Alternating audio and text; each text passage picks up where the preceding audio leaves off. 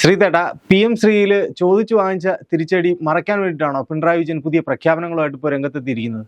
മനു, നമ്മൾ നോക്കുകയാണെങ്കിൽ ഏറ്റവും പ്രതികൂലമായ രാഷ്ട്രീയ സാഹചര്യത്തെ അനുകൂലമാക്കുന്ന ഒരു പിണറായി മാജിക് എന്ന് തന്നെ നമ്മളിപ്പോൾ പറയേണ്ടി വരും. കാരണം എന്ന് പറഞ്ഞാൽ PM ശ്രീ വിവാദത്തിൽപ്പെട്ട് CPM എത്രത്തോളം നാണം കെടുന്നോ അതിൽ ഏറ്റവും കൂടുതൽ പ്രതിസ്ഥാനത്ത് നിന്നത് പിണറായി വിജയനാണ്. കാരണം മുഖ്യമന്ത്രിയുടെ അറിവോടെ അല്ലെങ്കിൽ മുഖ്യമന്ത്രി പറയാതെ വിദ്യാഭ്യാസ മന്ത്രി ഇത്തരം ഒരു തീരുമാനമെടുക്കുകയോ വിദ്യാഭ്യാസ വകുപ്പിലെ സെക്രട്ടറി പോയി ഇതിൽ ധാരണാപത്രം ഒപ്പിടുകയോ ചെയ്യത്തില്ല.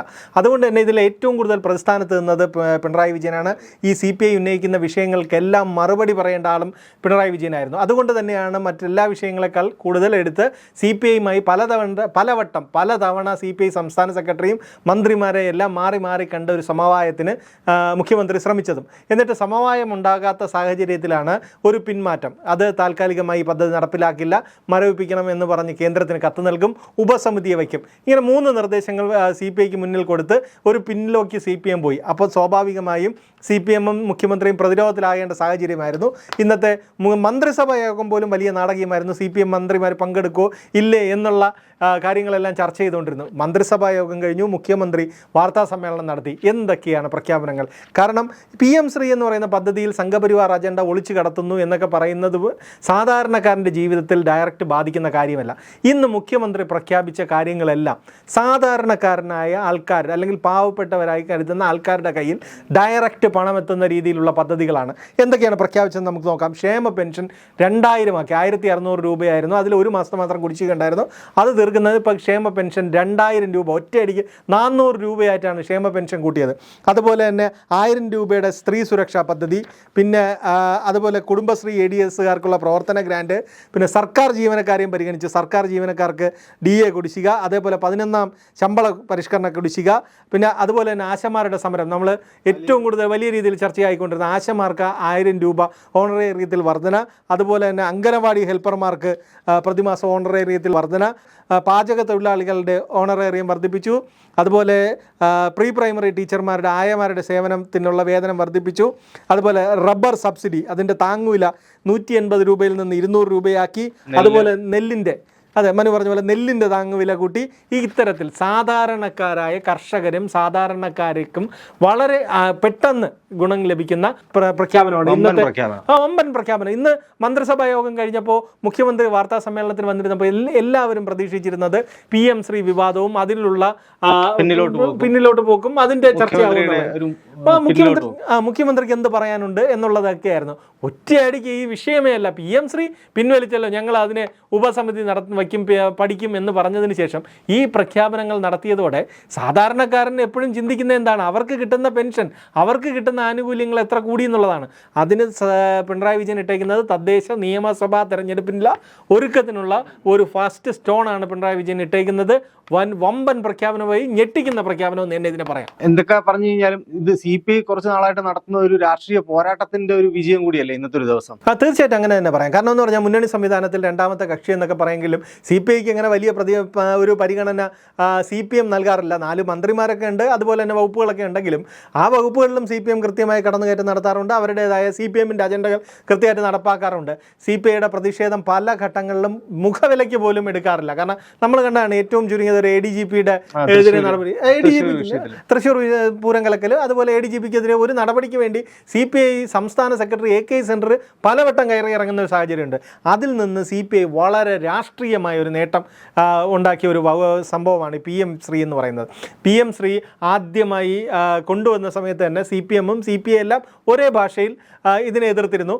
CPM പിന്നീട് പെട്ടെന്ന് അതിൽ നിന്ന് പിന്നിലേക്ക് പോയി മുഖ്യമന്ത്രി ഒറ്റയ്ക്ക് നിർദ്ദേശപ്രകാരം ഇതിൽ കരാറൊപ്പെട്ടു. പക്ഷേ CPI അന്നും ഇന്നും ഒരേ നിലപാടിൽ നിന്നു. അതുപോലെ തന്നെ അപമാനിക്കപ്പെട്ടു എന്നുള്ളൊരു വികാരം അവരെ വല്ലാതെ വേട്ടയാടി. കാരണം എന്ന് പറഞ്ഞാൽ CPMനെതിരെ വലിയ വാദങ്ങൾ മുന്നോട്ട് വെച്ചു. കാരണം എന്ന് പറഞ്ഞാൽ ഈ 2 മന്ത്രിമാർ അവിടെ മന്ത്രിസഭാ യോഗത്തിൽ ചെന്നിരുന്ന ഈ വിഷയത്തെക്കുറിച്ച് ചോദിച്ചപ്പോൾ മുഖ്യമന്ത്രിയോ വിദ്യാഭ്യാസ മന്ത്രിയോ ഇതിനെക്കുറിച്ച് ഒരു അക്ഷരം മിണ്ടിയില്ല എന്ന് പറയുന്നത് അപ്പോഴേക്കും ഒപ്പിട്ടും കഴിഞ്ഞിരുന്നു. അപ്പോൾ അത്തരത്തിൽ അപമാനിതരായി എന്നുള്ള വികാരം കൂടെ ആയപ്പോൾ ശക്തമായ നിലപാടെടുത്തു. പാർട്ടി പാർട്ടിയുടെ എല്ലാ ഘടകങ്ങളും ആ നിലപാടിനൊപ്പം നിന്നു. അതുകൊണ്ട് തന്നെയാണ് അവർ ഈ മന്ത്രിമാരും മന്ത്രിസഭാ യോഗത്തിൽ പങ്കെടുക്കുന്നില്ല എന്നൊരു തീരുമാനം വന്നത്. കാരണം മന്ത്രിമാർക്ക് മന്ത്രിസഭയിൽ വിശ്വാസമില്ലാത്ത ഒരു സാഹചര്യത്തിലാണ് യോഗം ബഹിഷ്കരിക്കുന്നത്. അത് ഒരു മന്ത്രിസഭയുടെ തന്നെ കൂട്ടുത്തരവാദിത്തം ഇല്ലാതാക്കുന്നു.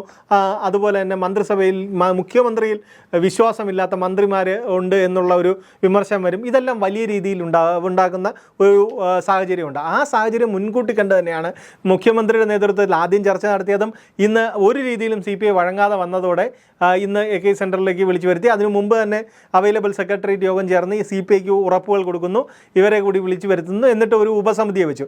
ആ ഉപസമിതിയിൽ CPIയുടെ 2 മന്ത്രിമാരങ്ങ്, അതിൽ വിദ്യാഭ്യാസ മന്ത്രിയാണ് അതിൻ്റെ ചെയർമാനെങ്കിലും P പ്രസാദും അതുപോലെ K രാജൻ, 2 CPI മന്ത്രിമാരെ കൂടി ഉൾപ്പെടുത്തി ഒരു ഉപസമിതി വെച്ച് പഠിക്കുന്നു. ആ പഠിച്ചതിന് ശേഷം ഇത് നടപ്പിലാക്കോ വേണ്ടേ എന്ന് തീരുമാനിക്കാം. തിടുക്കപ്പെടുന്നില്ല, മരവിപ്പിക്കുന്ന അവസ്ഥയിലേക്ക് പോകുന്നു എന്ന് പറഞ്ഞാൽ ആ വിഷയത്തെ CPM കൈകാര്യം ചെയ്തു. പക്ഷേ ഇതിൻ്റെ രാഷ്ട്രീയ വിജയം CPIക്കാണ്, പ്രത്യേകിച്ച് ബിനോയ് വിശ്വത്തിനാണ്. കാരണം എന്ന് പറഞ്ഞാൽ ബിനോയ് വിശ്വത്തിൻ്റെ മുൻഗാമികളായിട്ടിരുന്ന പല CPI മുൻ സംസ്ഥാന സെക്രട്ടറിമാരുടെ അത്രത്തോളം ശക്തമായ നിലപാടില്ല, ആർജവമായ നിലപാടില്ല. പിണറായി വിജയൻ്റെ B ടീമായി നിൽക്കുന്നു, CPMനൊപ്പം ഓരം ചേർന്ന് നിൽക്കുന്നു തുടങ്ങിയ വിമർശനങ്ങൾ ഏറ്റുവാങ്ങിയ, സംസ്ഥാന സമ്മേളനങ്ങളിൽ പോലും വിമർശനം ഏറ്റുവാങ്ങിയ ബിനോയ് വിശ്വത്തിനും വലിയ നേട്ടമായിരുന്നു ഇപ്പോഴത്തെ ഈ PM ശ്രീയിൽ CPMനെ കൊണ്ട് പിന്നോട്ട് നടത്തിച്ചത്. 1-2 മാസങ്ങൾക്കകത്ത് തന്നെ ഇപ്പോൾ അടുത്ത ഇലക്ഷൻ വരാൻ പോകണം. അപ്പോൾ ഇത് ലക്ഷ്യം വെച്ചുകൊണ്ട് തന്നെ ആയിരിക്കും ഇപ്പോൾ ഇങ്ങനെ ഒരു പ്രഖ്യാപനം, വലിയൊരു പ്രഖ്യാപനം. തീർച്ചയായിട്ടും. കാരണം എന്ന് പറഞ്ഞാൽ തദ്ദേശ തെരഞ്ഞെടുപ്പാണ് വരുന്നത്, തദ്ദേശ സ്വയംഭരണ തെരഞ്ഞെടുപ്പാണ് വരുന്നത്.